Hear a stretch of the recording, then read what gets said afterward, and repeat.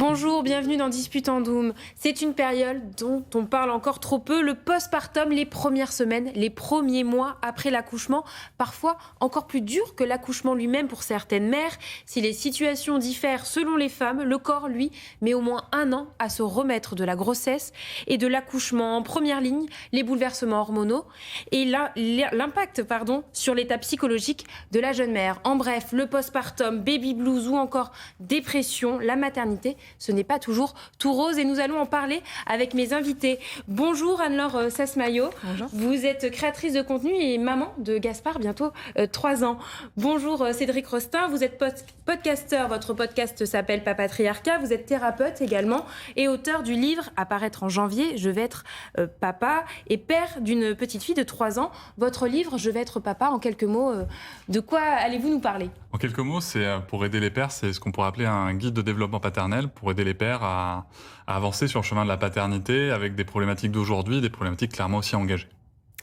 Très bien. Véronique Borgel-Larchevêque, bonjour. Vous êtes psychologue clinicienne en périnatalité à Bordeaux. Madeleine Châtelain, vous êtes sage-femme et également acupunctrice. Et puis par Skype, Aude Pépin, bonjour. Vous êtes journaliste et réalisatrice du film À la vie, un film documentaire. Vous avez suivi une sage-femme libérale et également féministe qui a consacré sa vie à défendre le droit des femmes. Bonjour Aude. Bonjour à tous. Merci de nous recevoir. Merci à tous de participer à cette émission. Alors, si la grossesse est une période où les femmes sont chouchoutées, encadrées, informées, lorsqu'arrive le post-accouchement, le postpartum, beaucoup se retrouvent perdus, en manque d'informations, et c'est parfois pesant et difficile pour la jeune mère. Vous êtes tous parents. Comment avez-vous vécu votre postpartum ? Anne-Laure, par exemple ? Alors moi, c'est exactement ce que vous avez dit. Pendant toute ma grossesse, pendant le développement de mon enfant, j'ai énormément été informée. Je me suis énormément informée et on m'a énormément informée. L'accouchement pour l'accouchement également. D'ailleurs, j'ai vécu un super accouchement, une super grossesse. Et l'après, ça a été vraiment un manque d'informations, que ce soit et de ma part. Je ne suis pas allée chercher. Je pensais tout bêtement que j'allais mettre vie à ma merveille et que tout allait bien se passer. Et puis finalement, ça n'a pas été le cas. Et non, pas vraiment, pas que ce soit du point de vue psychologique et du point de vue physique. J'ai vraiment eu des pertes de sang pendant des mois et des mois. J'allais voir sur Internet, je voyais qu'en moyenne, chez les femmes, c'était 1 semaine, voire 10 jours. Et là, je me disais, non, mais c'est pas possible, je ne vais jamais m'en sortir. Un ventre qui, on réfléchit pas à ça, mais sur le coup, je me dis, ça y est, j'ai accouché, mon ventre va partir rapidement. Mais j'ai vraiment eu un ventre assez arrondi pendant très très longtemps. Après, je suis allée me rassurer auprès de ma gynécologue qui m'a dit, non, mais c'est 9 mois à l'intérieur, 9 mois en extérieur, voire même plus, voire même 1 an. Mais j'ai été perdue dans tout ça, perdue le côté femme qui était totalement parti avec mon accouchement, plus de moments intimes. Je reconnaissais plus mon corps et devoir gérer un nourrisson. Oui, en parallèle, il y a l'arrivée de l'enfant finalement, et puis aussi devoir faire avec ce nouveau corps, cette nouvelle vie. Vous parlez de votre gynécologue qui a quand même répondu à certaines de vos interrogations, à certains de vos besoins, mais finalement, c'était pas suffisant ? Non, pas suffisant, parce qu'elle m'a juste apporté l'information de me dire non, mais vous inquiétez pas, c'est normal, vous êtes dans la norme. Mais je sais pas, j'aurais aimé peut-être que ça aille un peu plus loin, qu'on échanger un peu plus là-dessus. Et puis moi j'avais une gynéco un peu froide, un peu non, mais là vous avez pris trop de poids, faut que vous perdiez vite, faut que vous vous remettiez au sport, c'est bon, tout va bien, vous pouvez vous remettre au sport. Je dis non, mais en fait j'ai pas du tout envie de me mettre au sport, j'ai pas besoin de ça en fait, j'ai besoin d'autre chose que du sport là. J'ai besoin de retravailler mon côté psychologique, mon mental avant de travailler mon corps en fait. Et c'était un tout. Et l'accompagnement, finalement, n'était peut-être pas celui que vous auriez voulu ou attendu. Non, voilà. Madeleine Châtelain, vous reconnaissez peut-être dans ce témoignage d'Anne-Laure ou par rapport à vos patientes ? Oui, tout à fait. C'est quelque chose que l'on retrouve fréquemment chez les jeunes mères, très malheureusement, et que nous avons nous-mêmes, en tant que sage-femme, aussi des difficultés à aider, parce que nous sommes de moins en moins nombreuses. Nous avons de moins en moins de temps pour les femmes, que ce soit en maternité, que ce soit en libéral, milieu dans lequel j'exerce. Et c'est toujours très poignant d'entendre ce genre de témoignage, parce que ça ne devrait pas avoir autant d'existence et aussi peu d'importance aux yeux du reste de la société, parce que vous accompagnez un enfant à grandir, vous devez continuer vous-même à vous épanouir en tant que mère, et c'est très regrettable, voire déplorable. Et c'est pour ça qu'en ce moment, nous avons un grand mouvement de grève chez les sages-femmes, grand mouvement pour dire enfin non à la maltraitance de notre métier, mais du coup aussi des femmes à travers nous. Justement, on reparlera un peu plus tard dans l'émission des revendications et de la profession de sage-femme. Cédric, vous êtes papa. Le postpartum, vous l'avez aussi vécu de ce côté-là. Est-ce que vous pouvez nous raconter un petit peu comment vous avez ressenti le postpartum de votre femme et puis le début de la parentalité ? Alors moi, j'ai ressenti du côté de ma compagne qui a connu une césarienne un postpartum difficile déjà physiquement. Moralement aussi, avec un sujet comme l'allaitement, par exemple, qui n'a pas démarré tout seul, tout de suite. Voilà, beaucoup de doutes. Ça, je pense qu'on y passe tous et toutes, mais beaucoup de doutes et malheureusement aussi un grand isolement, quoi. Parce que c'est quand même dingue de se dire qu'on a eu autant de monde autour de nous pour la grossesse, pour l'accouchement, et puis tout à coup, alors on a des visites de temps en temps, mais des visites qui viennent parler du bébé, généralement. Donc, il manque peut-être ce côté un petit peu communauté, accompagnement, village, comme on peut dire des fois. Le tissu social, finalement. Exactement. Alors, qu'il évolue fatalement, mais c'est vrai qu'il y a ce côté isolement. D'ailleurs, c'est ce qui ressort du rapport des 1000 premiers jours qui est sorti. C'est ce qui ressort aussi de votre documentaire, Aude Pépin, justement cette question de l'isolement et en parallèle de l'accompagnement des familles, des proches. Oui, complètement. D'abord, je suis tout à fait d'accord avec tout ce qui a été dit jusqu'ici, que je trouve très juste.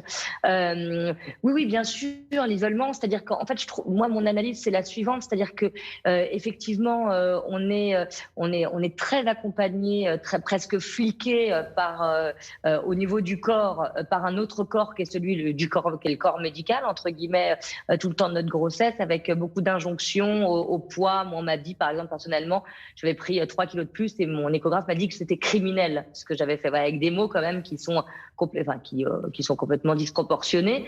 Et puis effectivement, on se retrouve seul, on accouche et on se rencontre aussi soudainement de cette responsabilité comme ça, de cet être qui nous tombe des bras, entre guillemets, pas qui nous tombe des bras, mais qui arrive là. Et c'est vrai que je dirais que ce sentiment de solitude, il est accentué aujourd'hui à mon sens, et c'est mon analyse, et c'est pour ça que c'était important pour moi de faire un film, c'est qu'il y a plusieurs conjonctions. Comme l'a dit très justement la sage-femme qui est invitée sur le plateau, je suis désolée, j'ai oublié votre prénom et je m'en excuse. Voilà, parce qu'il y a de moins en moins de moyens qui sont mis à l'hôpital, et là ça devient vraiment dramatique, et de moins en moins sur l'après, puisqu'il y avait un Prado qui existait, un programme de raccompagnement du patient hospitalisé, et dans ce programme-là, une partie des sages-femmes venaient en libéral justement pour pouvoir accompagner les familles dans ce moment-là. Ça, il est en train de se réduire comme peau de chagrin. Et puis, il y a aussi le fait qu'il y a une atomisation de la cellule familiale aujourd'hui, c'est-à-dire qu'on ne vit plus ou beaucoup moins avec sa mère, sa grand-mère, sa famille. On est souvent beaucoup plus seul. Donc, de fait, on n'est plus du tout entouré de la même manière qu'avant. Donc ça, alors cet abandon des pouvoirs publics sur ce moment-là, conjugué à cette atomisation de la cellule familiale, et après, c'est quelque chose que je dis aussi souvent, mais on est aussi dans une société de l'immédiateté, c'est-à-dire qu'on est habitué à pouvoir prévoir beaucoup de choses. On peut savoir le degré d'humidité qu'il va faire dans les 5 minutes avec son iPhone. On peut savoir, il y a beaucoup d'informations autour de nous, mais paradoxalement, en même temps, devenir parent, c'est quelque chose qui est compliqué. On peut pas vraiment se préparer d'une certaine manière à cette confusion des sentiments qui va arriver dans ce moment-là. Je crois que la meilleure chose, c'est un accompagnement sur le moment, justement, une fois que l'enfant est né. Donc, cette conjugaison de ces trois facteurs fait qu'à mon sens, cette période-là est encore plus difficile qu'à une certaine époque. C'est mon avis, je ne sais pas quel est le vôtre. Justement, avant de recueillir l'avis de nos invités, nous allons regarder la bande-annonce du film documentaire À la vie, de votre documentaire, et puis on en parle juste après. Il va pas tarder à tomber, là, le cordon. Comment ça s'est passé L'accouchement, alors? Ça s'est bien passé. Alors voilà, je vous montre comment on sort un bout de sein.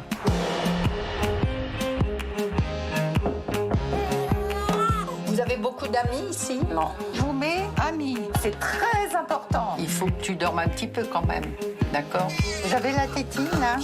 On peut aussi la mettre la nuit. Vous pouvez faire ce que vous voulez. Une maman fait confiance à son enfant. Et plus on fait confiance à quelqu'un, plus il a de force. L'organisation de la santé est de plus en plus économique et de moins en moins dans un but de santé publique.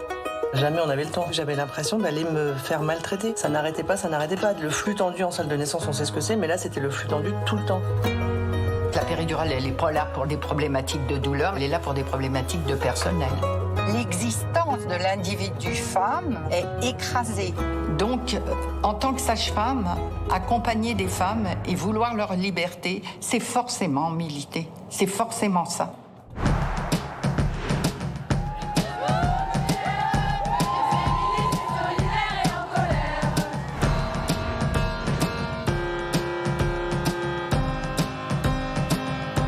Le moment où un enfant naît, à la fois on devient toute petite, mais en même temps, c'est des moments où on a la possibilité de comprendre des choses. C'est beau les chapeaux? Je comprends à ce moment-là qu'entre la vie et la mort, les femmes choisissent toujours la liberté. 1, 2, 3 and all is alright. And I hope, and I hope, and I hope that it's like. Entre la vie et la mort, les femmes choisissent toujours la liberté. Chantal Birman, c'est une femme humaine, incroyable. Aude Pépin, pourquoi avoir choisi finalement de l'accompagner, de la suivre, de suivre cette sage-femme ? Chantal, ça a été d'abord une rencontre humaine entre toutes les deux, c'est-à-dire que c'est aussi, voilà, c'est une personne avec laquelle je me suis bien entendue. De base, ça il faut le dire quand même aussi parce que c'est important quand on va faire un film et avec toute l'énergie et l'abnégation que ça demande de réaliser un film, on a intérêt quand même d'être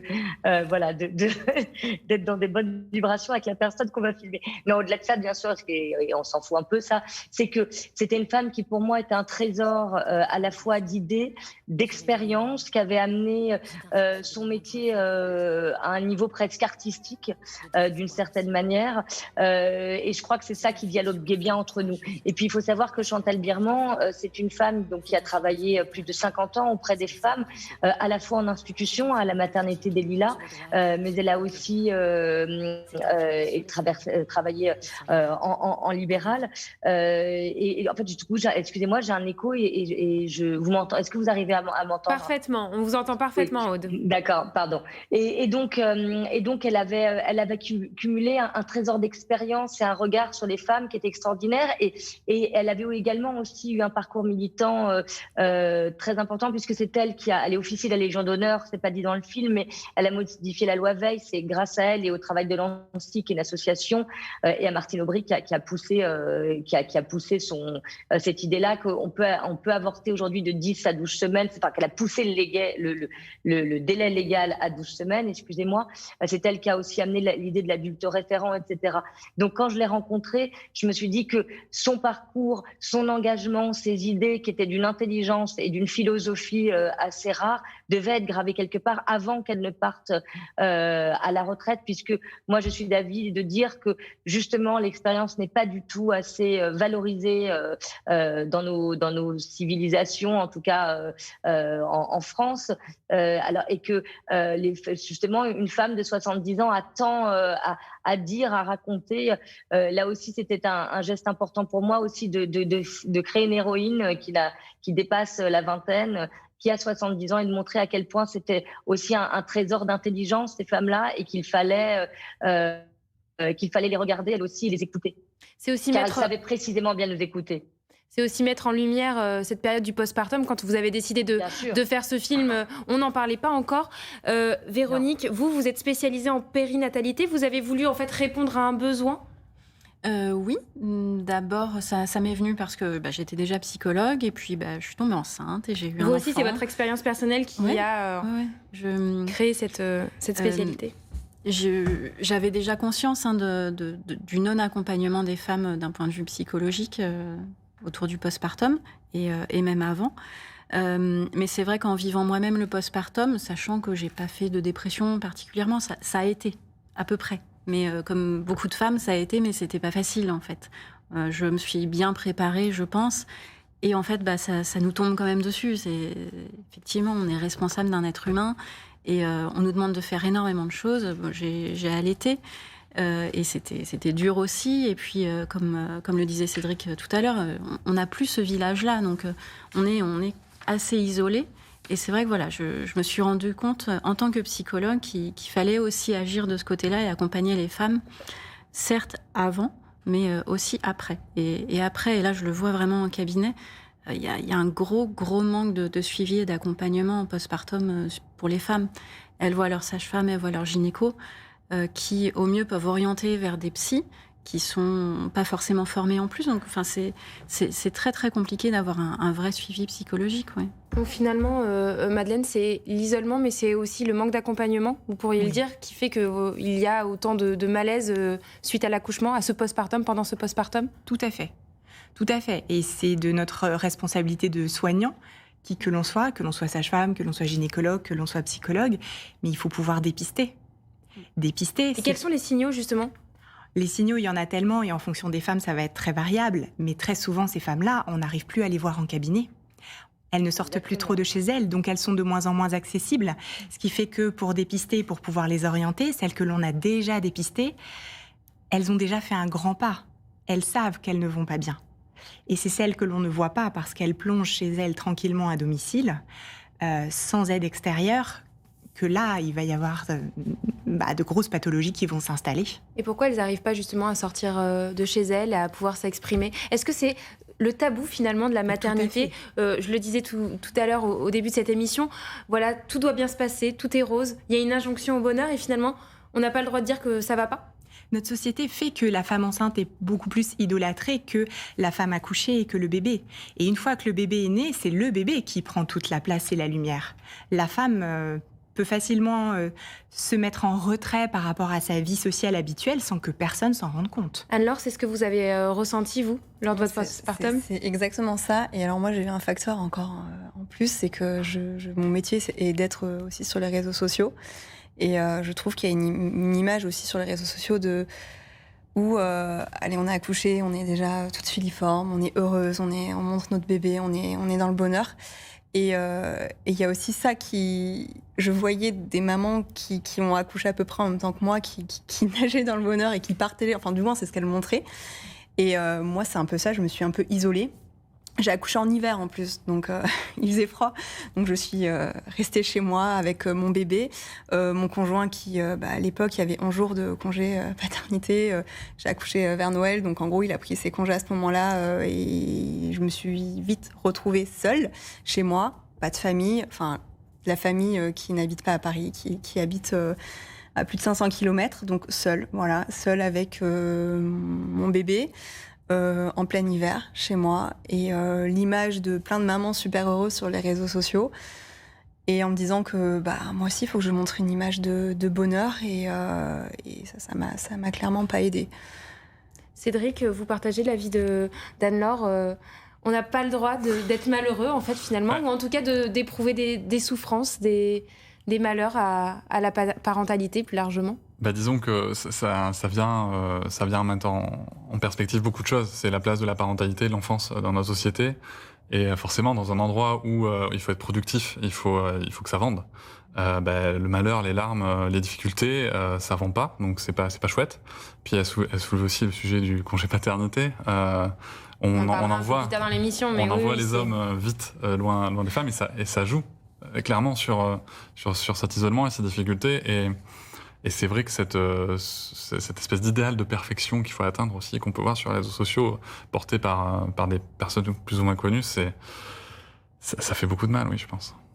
Comment C'est en train de changer. Allez-y, Aude, oui, un commentaire, c'est en train de changer. Parce que je disparais, je suis loin là. Mais non, c'est quand même aussi en train de changer. Ça, c'est ça qui est bien. Hein, c'est-à-dire qu'il y a une vraie révolution aussi qui est en train de se créer de ce côté-là. Je pense qu'autour de la table, on y participe tous d'une manière ou d'une autre là.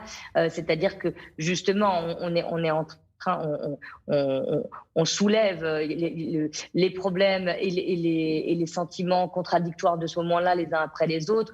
Il y a quand même beaucoup de comptes, puisqu'on parlait d'Instagram, qui se sont créés pour justement aujourd'hui raconter que le postpartum, que la maternité, ce n'est pas que ça. Donc ça, c'est plutôt très encourageant et il se développe de plus en plus, je trouve. Et ça, c'est clairement la vague post-MeToo. C'est grâce à mon sens à cette vague où on a commencé à aussi dans la sphère des réseaux montrer d'autres corps, montrer qu'on avait le droit d'être différent, montrer que justement il n'y avait pas que la normalité qu'il avait le droit de citer dans ces réseaux-là. Donc je trouve que quand même malgré tout ça prend une bonne voie, ça. Puisque la preuve, on est en train d'en parler, alors que moi, il y a 4 ans, quand j'ai commencé à parler de postpartum, je ne l'ai pas mis une seule fois. Les gens ne connaissent pas le mot, en fait.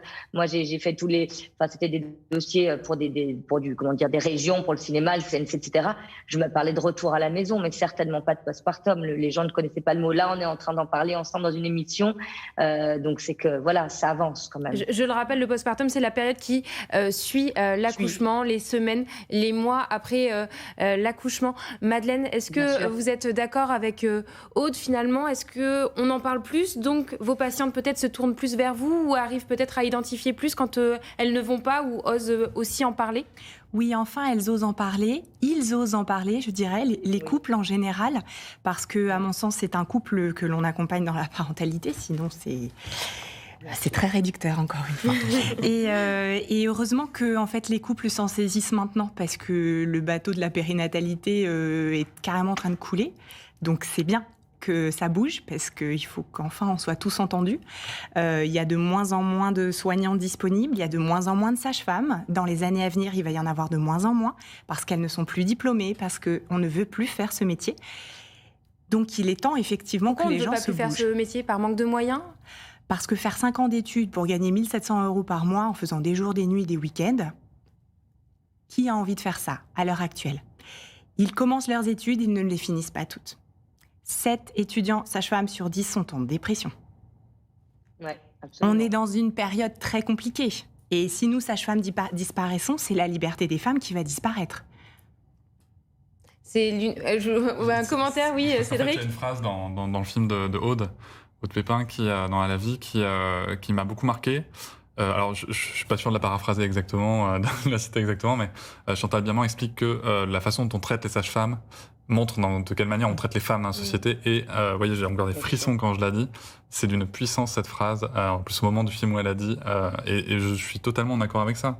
C'est essentiel de développer la périnatalité, qu'on puisse arriver à, comme le slogan des sages-femmes le dit, à une femme, une sage-femme. Prenons soin des femmes, prenons soin des parents, et ça va sûrement améliorer beaucoup de choses. On va regarder un reportage tourné dans la maternité de Tulle qui accompagne les parents lors de leur séjour à la maternité quand leur enfant vient de naître. L'accompagnement, on en parlait tout à l'heure, c'est très important et c'est ce que fait cette maternité. C'est un sujet de Julie Radnac et puis on en parle juste après. Avec 727 bébés en 2020, la maternité du centre hospitalier de Tulle n'a jamais enregistré autant de naissances ces 30 dernières années, car on vient désormais de loin pour accoucher ici, un lieu labellisé IHAB, Initiative Hôpital, Amis des bébés. Sarah est née il y a quelques heures, sans péridurale, un souvenir encore vif pour sa maman et pourtant très heureux. C'était difficile, douloureux, je ne m'attendais pas à ça. Mais grâce au personnel de l'hôpital, je pense que je garderai un bon souvenir. Elles m'ont beaucoup aidée. Et donc l'accouchement s'est bien passé grâce à cette solidarité, cette bienveillance en fait. Bienveillance, bientraitance, c'est la marque de fabrique de cette maternité. Ça s'est bien passé ? Oui. Ici, l'accouchement est moins médicalisé qu'ailleurs et certains gestes parfois vécus comme des violences obstétricales ont été abandonnés. On s'est rendu compte que limiter l'épisiotomie, qui était un acte relativement fréquent dans les années 80 et qui devient l'exception actuellement, permettait quand même pour la femme de récupérer de façon beaucoup plus rapide dans le postpartum immédiat. Moins de médecine, mais plus d'humain, c'est l'esprit du label IHAB décerné en 2017 à cette maternité. Créé par l'OMS et l'UNICEF, il certifie qu'ici, le pot à pot ou l'allaitement maternel sont encouragés, mais surtout que ce ne sont plus les soignants, mais bien le bébé et sa famille qui sont au cœur du soin. Un bébé, comme chacun sait, ça pleure la nuit. Et des fois, ça dort le jour. Donc, du coup, on respecte si les mamans ne sont pas réveillées le matin à 7h pour leur petit déjeuner, elles le prennent à 9h. Et si elles dorment encore à 9h, l'entretien de la chambre sera fait à 10h, 11h. Voilà. Là, comme ça, vous tenez son bras. Vu qu'elle gesticule pas mal, vous serez peut-être plus sûre, non? Du respect et de la douceur, c'est ce qui accompagne chaque apprentissage. Ici, le bain enveloppé pour que bébé se sente bien en sécurité.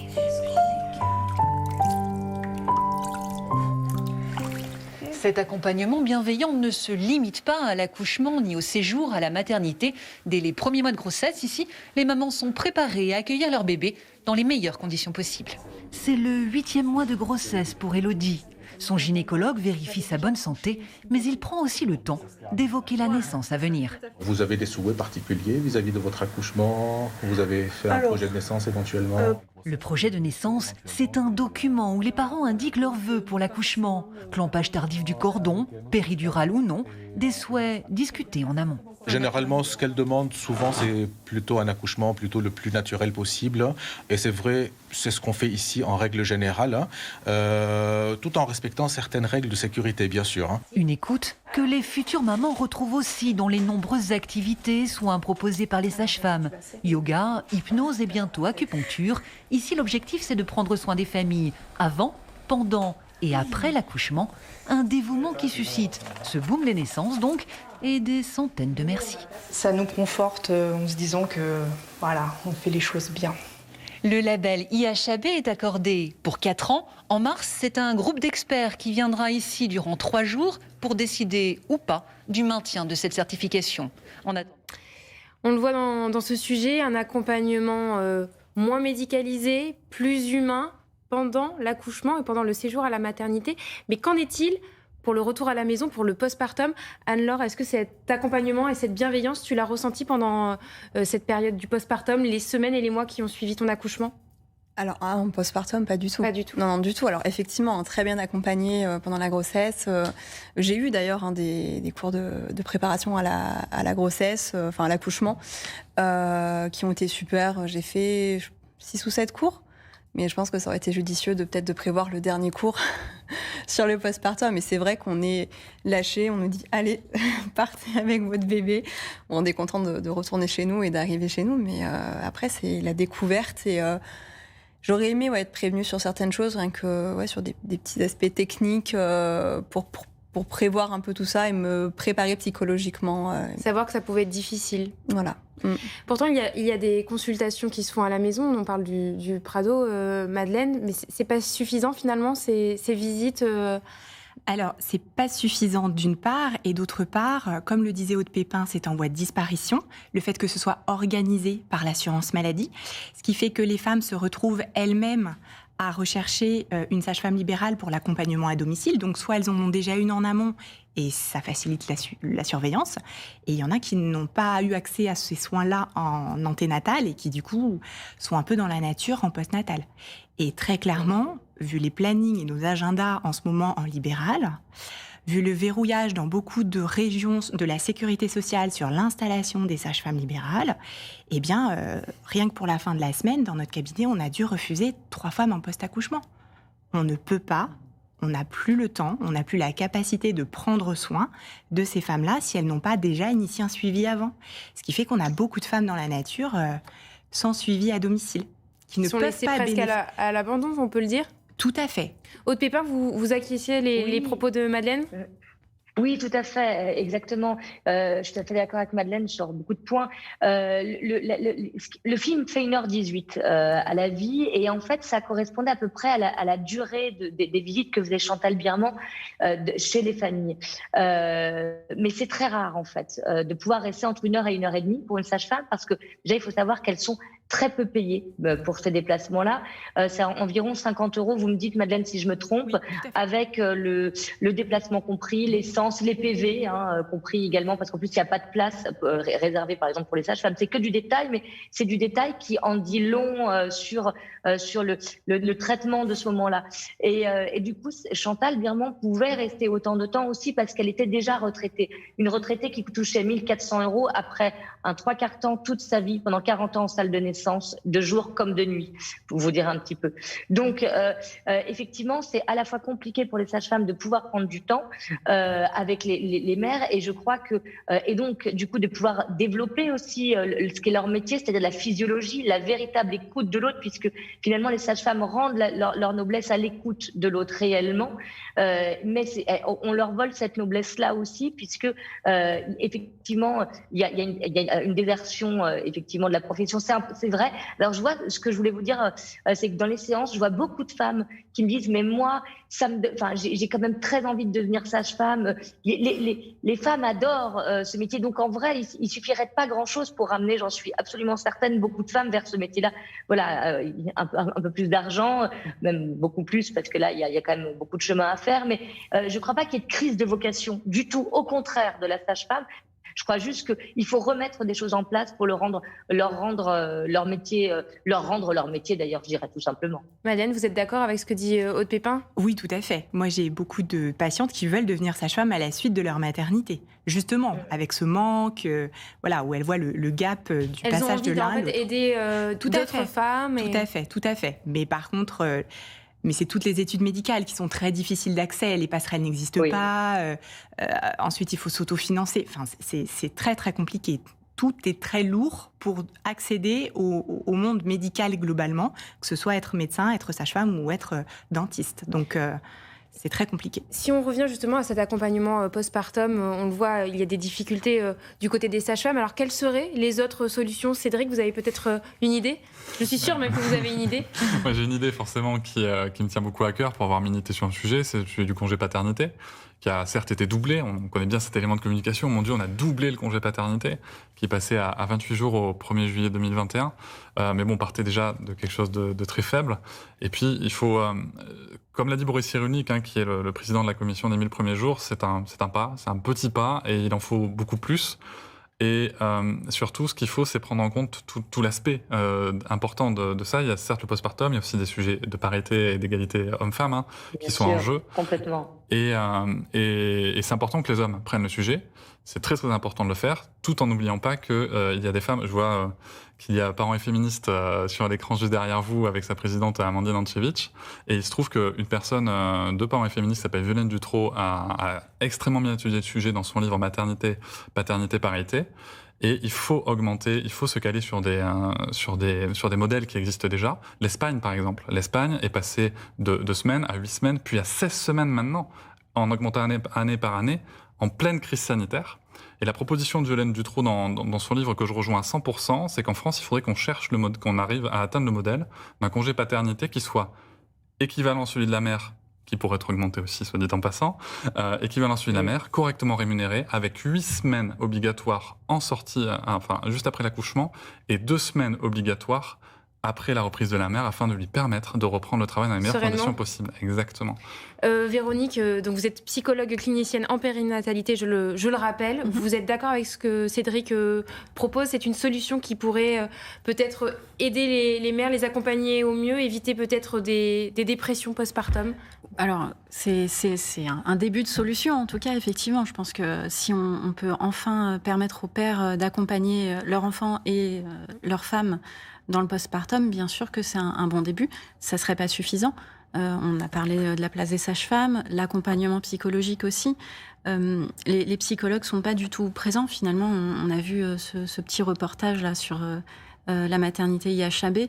Et ce qu'ils proposent est d'ailleurs super et idyllique. Mais c'est pas ce qu'on voit en postpartum. Mais on n'a pas vu de psychologue non plus. Donc en fait, on parle de dépression postpartum, de dépistage. Mais en fait, il y a personne pour dépister ça. Madeleine le disait bien, c'est que les femmes qui font vraiment une dépression, elles viennent rarement dire bonjour, je fais une dépression. Au mieux, elles vont dire bonjour, je me sens fatiguée en ce moment, ça va pas trop. Mais elles viennent pas. Souvent, on les oriente, c'est via les pédiatres ou les médecins généralistes, parce qu'en fait, elles apportent leur enfant, pour une consultation. Et là, si on tombe avec un professionnel qui pose les bonnes questions, le professionnel va dire « Madame, je sens que là, ça va pas, il faudrait peut-être consulter pour vous aussi ». Donc, je pense qu'il faut aussi décaler un petit peu au niveau de la prise en charge. C'est-à-dire qu'au postpartum, on s'occupe du bébé. Et c'est très bien de s'en occuper, mais on ne s'occupe pas de la mère. On ne s'en occupe pas du tout. Et Madeleine a déjà dit. Mais voilà, je pense qu'il faut décaler ce côté-là. Et oui, c'est très bien, bien sûr qu'il faut rallonger le congé paternité, bien sûr, et le congé maternité. Mais non, c'est pas suffisant. Il faut aussi qu'on accompagne vraiment et qu'on forme les professionnels de santé aussi à dépister les dépressions, parce que là, ils sont En pas parlant de formés. dépistage, les députés ont voté le 22 octobre dernier la mise en place d'un entretien postnatal pour les mères à réaliser entre la 4e et la 8e semaine après l'accouchement. Qu'est-ce que vous en pensez, par exemple, Anne-Laure, est-ce que tu penses que c'est une bonne idée ? Est-ce que vous pensez, pardon, que c'est une bonne idée ? Pourquoi pas, oui, ça peut toujours aider Enfin, c'est vrai que on est tellement perdu après cet accouchement que, par exemple, tout à l'heure, quand vous parliez de le fait qu'il y ait une sage-femme qui vienne à la maison, alors moi, je n'en ai jamais entendu parler. Mais vraiment jamais entendu parler. Vous découvrez finalement non, mais oui, j'étais là, non, mais je suis totalement passée à côté de cette info. Donc oui, s'il y a un entretien, quelque chose qui est organisé au bout de... Vous avez dit 6 semaines Entre 4 et 8 semaines. Ça peut déjà être un début, oui. Qu'est-ce que vous en pensez, Madeleine ? Alors déjà, 4 à 8 semaines, c'est assez réducteur parce qu'il y a beaucoup de choses qui se déclenchent plus tard. Première chose. La dépression postpartum, Véronique, ça peut se déclencher combien de temps après ? Il n'y a pas de délai ? Moi, j'aime dire qu'il n'y a pas de délai parce que ça dépend en fait, de la séparation. Donc, le postpartum, on parle d'un retour de couche, mais c'est pas suffisant. Donc, le retour de règles, c'est pas suffisant. Pour moi, il y a au moins la première année, c'est du postpartum. Et même après, en fait, il se passe tellement de choses. C'est du moment que ça a un lien avec l'enfant, du moment qu'il y a des hormones qui sont en jeu et qu'il y a des séparations psychiques qui peuvent arriver, on est dans une possibilité de dépression postpartum, à mon avis. Donc 4 à 8 semaines, Madeleine, pour vous, cet entretien postnatal, il est mal jaugé finalement, en fait. Et encore faudrait-il qu'on ait le temps pour ça ? Si on n'est toujours pas assez nombreux, comment voulez-vous qu'on fasse ça en plus ? J'ai, comme toutes les sages-femmes libérales de Gironde, au moins 1 mois et demi, voire 2 mois de délai dans mon carnet de rendez-vous. Comment peut-on proposer encore des choses, surcharger, donner d'autres compétences à des soignants que l'on ne forme pas non plus à ce sujet-là, comme l'a très bien dit Véronique, et qu'en plus, c'est encore mal connaître le problème, c'est encore...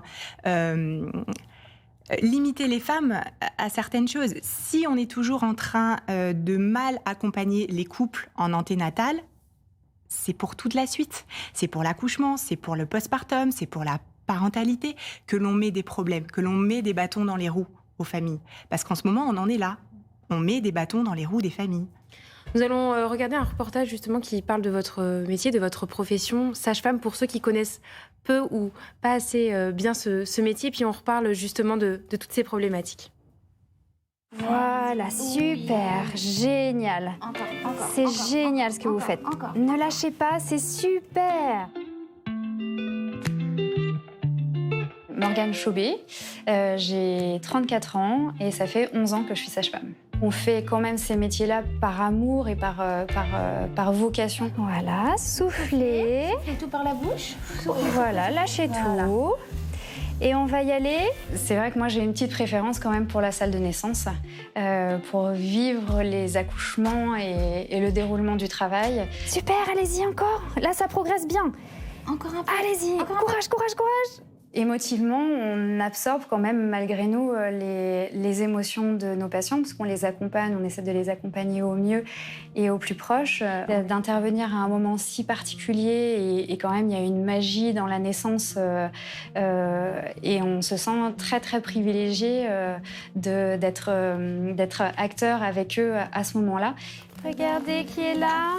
Regardez qui est là. Voilà, félicitations. Bravo à tous les deux.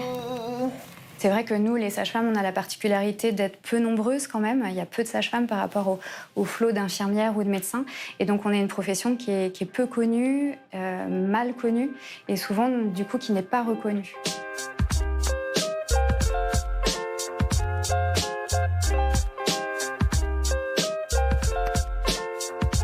L'aider et soutenir sa tête, mais vous voyez, ils savent le faire quand même. Et le clou du spectacle. Allez. Tu montres à papa et maman comment on fait ? Oh là là, quelle belle démonstration! On exerce effectivement un des plus beaux métiers du monde, mais que c'est un métier qui est difficile à faire, qui demande aussi des sacrifices sur un plan personnel, mais que c'est un métier qui est très riche intellectuellement et humainement, c'est très très riche. C'est quand même un moment très particulier dans la vie d'une femme, dans l'histoire d'un couple, et donc d'intervenir juste à ce moment-là, c'est quand même très très chouette.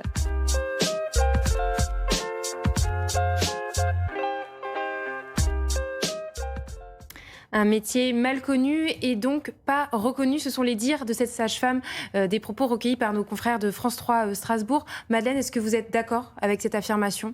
Tout à fait. Tout à fait. On est vraiment mal reconnu et même peut-être une des professions de soignants les plus méprisées de la santé, parce que ça fait des années que les gouvernements successifs certes nous augmentent des compétences d'un côté, mais sans avoir de rémunération supplémentaire.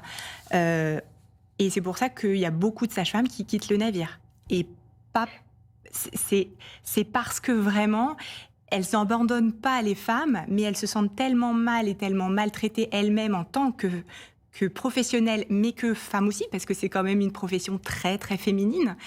Et du coup, oui, nous sommes méprisées. Aude, vous voulez faire un commentaire ? Vous, votre film, c'est une déclaration d'amour finalement à cette profession, à toutes ces sages-femmes ? Oui, absolument, complètement.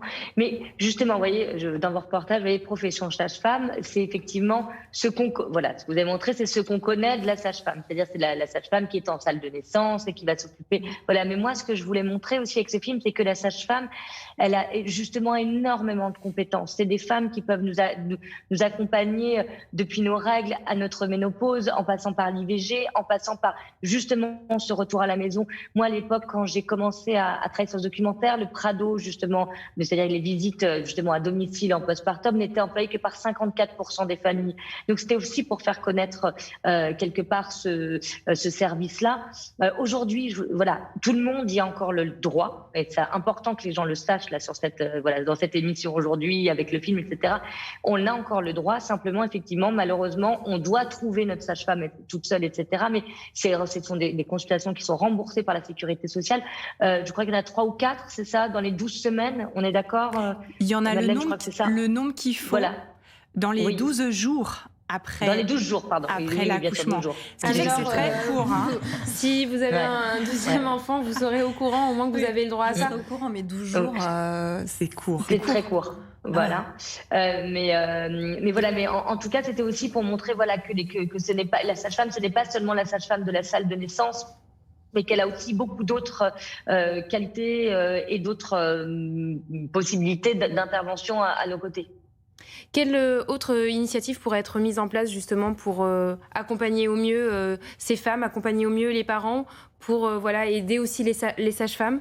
Véronique, vous avez une proposition à faire peut-être ? Oui, proposer une meilleure formation des professionnels qui accompagnent les couples qui souhaitent avoir un enfant. Proposer dans la préparation à la naissance et à la parentalité une préparation au postpartum, une préparation psychologique. C'est pas ce qui est fait. Alors du coup, je sais que là, je propose plus de travail aux sages-femmes, mais en fait, c'est quelque chose qu'on peut faire aussi avec d'autres professionnels et en partenariat. Je pense que ça pourrait aider un petit peu. Et ensuite, c'est tout ce qu'on a dit, de rallonger le congé paternité, de rallonger encore le congé maternité aussi. Anne-Laure, si vous deviez avoir un deuxième enfant, vous feriez différemment ? Alors, c'est-à-dire que maintenant je suis préparée, donc je sais ce qui peut arriver, donc non, je ferai pas différemment. Peut-être juste si j'échangerai plus sur ce sujet-là avant mon accouchement avec la sage-femme que j'ai vue peut-être au moins 6 ou 7 fois. Et moi, c'est ça que je regrette, c'est que pendant ces cours de préparation à l'accouchement, à aucun moment on ait parlé de ce moment-là. Des moments où on se retrouve seul, en train de pleurer, des moments où on retrouve plus notre corps, où on a l'impression que notre côté femme, côté amante, côté indépendante est parti très loin pour un moment. Et moi, je trouve qu'aussi en parler en amont, ça peut être vraiment la clé aussi de la préparation au postpartum. Cédric, vous, en tant que papa, que père et que compagnon également, est-ce que vous feriez différemment là si vous deviez avoir un deuxième enfant ? Moi, en fait, j'avais pris un congé parental. Donc, moi, j'ai passé 3 mois avec ma femme et ma fille, et c'était peut-être la meilleure décision de ma vie. Par contre, ce que je voudrais aussi adresser comme message, notamment aux pères, et j'en parle assez clairement dans mon livre, c'est bien comprendre aussi qu'il y a une réalité qui est très très différente entre les pères et les mères, notamment sur la considération sociale. Et il y a quelque chose qui est un anglicisme qui s'appelle le mom shaming, qui est la culpabilisation des mères, pardon. Et il faut bien avoir conscience aussi que les mères, quoi qu'elles fassent, qu'elles allaitent, qu'elles donnent le biberon, quoi qu'elles fassent, elles seront toujours jugées. Elles seront toujours jugées. Et à l'inverse, alors il n'y avait pas de mot pour ça, donc j'en ai trouvé un. J'ai appelé ça le dad blessing. À l'inverse, le papa, quoi qu'il fasse, c'est génial dès qu'il fait un truc. Et le message que je voudrais passer au père, c'est attention, vous allez vivre 2 réalités aussi totalement différentes. Même si vous prenez votre congé paternité, à partir du moment où vous ferez un truc, on va vous donner des médailles, on va vous applaudir, alors que votre compagne, quoi qu'elle fasse, il y aura toujours quelqu'un pour la juger. Il faut en avoir conscience. On n'est pas magicien, on n'a pas forcément la main, il faut juste en avoir conscience qu'on discute, parce que ces mères en souffrance, des fois, peuvent entendre « Ah, mais quand même, mais pourquoi tu te plains ? Toi, tu te rends compte, il a changé 3 couches dans la journée. » Enfin, non, mais c'est vrai. Là, il faut changer les mentalités. Aude, vous avez un commentaire à faire, là. Je vous entends. Non, mais je suis complètement d'accord. Je trouve que c'est toujours brillant ce qu'il dit, et c'est très juste.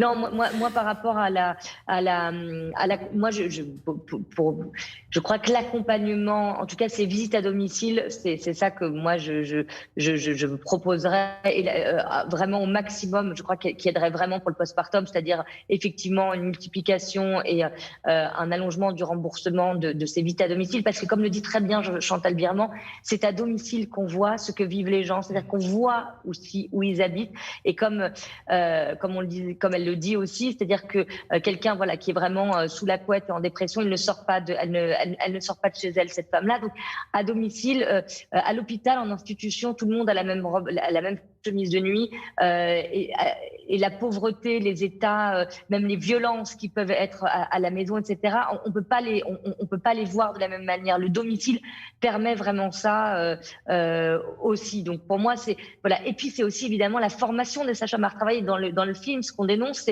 c'est aussi une formation qui est très axée sur la pathologie, alors que l'accouchement c'est quelque chose de physiologique. Et dans le film, il y a une des phrases où l'une des sages-femmes dit « Mais moi, j'ai pas appris à accompagner une femme qui va bien ».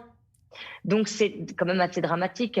Donc je crois et elles ont très peu de cours d'ailleurs de psycho, les sages-femmes dans leurs études, c'est dingue, elles ont très très peu. Donc voilà, je crois qu'il faudrait retravailler la formation, à mon sens, c'est ça des sages-femmes, et leur permettre et développer vraiment d'une manière très importante le domicile et les visites à domicile pendant plusieurs semaines, voire quelques mois dans les premiers moments de la vie de ce bébé, de cette mère qui est elle aussi nouvelle-née, et de ce père qui est lui aussi nouveau-né. Ce sont des revendications que vous portez. Il y a eu des manifestations des sages-femmes de votre profession. Vous voulez que ça bouge, vous voulez que ça évolue ? Oui, on veut que ça bouge, on veut que ça évolue, on veut qu'on soit plus nombreuses pour atteindre effectivement, si possible, comme le disait Cédric, une femme, une sage-femme. Parce qu'effectivement, pour accompagner une femme et tout ce qui gravite autour de cette femme, ce bébé, ce père ou ce coparent, peu importe, cette famille globalement. Nous avons besoin d'être plus nombreuses. Et si nous arrêtons d'être maltraitées, nous arrêtons d'être maltraitantes, nous allons pouvoir aider les familles à rayonner, à devenir solides. Et il y a beaucoup de choses qui peuvent disparaître. Si on prend bien soin du début de la vie, on mise sur l'avenir. Mais ça, tout le monde n'a pas l'air de tout comprendre. Cédric, vous acquiescez les propos de Madeleine. C'est essentiel. Moi, je ne peux qu'acquiescer, surtout que, comme je disais au début de l'émission, c'est la place de la parentalité, de l'enfant et de l'enfance dans la société qu'il faut qu'on revoie et vouloir envoyer comme ça les parents travailler, le père loin de son domicile, loin de sa famille. Et surtout, le sujet des sages-femmes, bon, je vais pas reciter Chantal Birman, bien qu'on pourrait encore la citer, mais enfin, allez voir la vie, franchement. et je le dis aussi aux mecs, non mais... je ne l'ai pas payé, hein. Non, mais on n'est pas payé, mais franchement, et je le dis aussi aux hommes, parce qu'on parle beaucoup je sais que c'est quelque chose qui circule beaucoup chez les mères, chez les femmes, mais je voudrais vraiment le dire aux hommes, allez voir à la vie, les gars, ça va vraiment vous ouvrir les yeux sur des problématiques que vous n'imaginez même pas. On arrive à la fin de cette émission, on va conclure. Je vais vous demander à tous de donner peut-être un conseil à une future mère, à un futur père, à des futurs parents qui vont accueillir bientôt un enfant. Anne-Laure, quel conseil tu donnerais pour préparer ce postpartum, ces semaines et ces mois qui vont suivre l'arrivée de l'enfant? Pour le préparer, non, moi je dirais plutôt, une fois qu'on a accouché, n'hésitez pas à demander de l'aide à qui que ce soit, au corps médical, à de la famille, à des amis, juste dire que ça va mal. Oser dire que ça va mal. Voilà. Oser, puisqu'on le disait au début de cette émission que le tabou est encore assez fort sur ce postpartum et sur les difficultés que ça encourt. Véronique, un conseil à donner? Alors, j'en ai deux. Un pour les professionnels, c'est d'oser demander comment ça va aux mères qui viennent et aux mères de s'entourer. S'entourer d'autres mères, de groupes de mères, de gens plutôt bienveillants autour de la naissance. Madeleine, un conseil en tant que sage-femme? C'est surtout s'entourer avant l'accouchement, dès le début de la grossesse, où on médicalise beaucoup les choses, il y a beaucoup d'injonctions médicales, mais s'entourer sur le plan humain de personnes de qualité qui vont avoir une écoute attentive et qui, du coup, derrière, pourront aussi activer des manettes pour trouver d'autres acteurs de santé ou de soutien, quels qu'ils soient, pour favoriser le bien-être des parents, globalement. Cédric, un conseil? On a compris qu'il fallait aller voir le film À la vie, mais peut-être un autre conseil aussi? Déjà, je voudrais très, très rapidement dire papa, prends ton congé. Clairement, prenez vos congés, les gars. C'est important de le prendre parce que c'est aussi parce qu'il est pris en masse que les gouvernements successifs se diront tiens, il faut qu'on l'augmente. Sinon, après, moi, je vais m'adresser surtout aux pères, c'est prenez votre place. Prenez votre place auprès de l'enfant, prenez votre place auprès de la mère, prenez votre place dans la société, assumez et sans rien attendre en retour. Aude, un dernier mot très, très, très rapide? Oui, soutenez vos sages-femmes parce que c'est les sages-femmes qui nous soutiennent et je crois que là, la société civile doit aujourd'hui prendre sa part dans ces c'est un combat qui n'est pas corporatiste, c'est important pour nous tous, c'est même primordial. Donc soyons aux côtés de nos sages-femmes au maximum. Merci beaucoup, merci à tous d'avoir participé à cette émission, merci à vous de l'avoir suivi et je vous dis à très bientôt pour un nouveau numéro de Dispute en Double.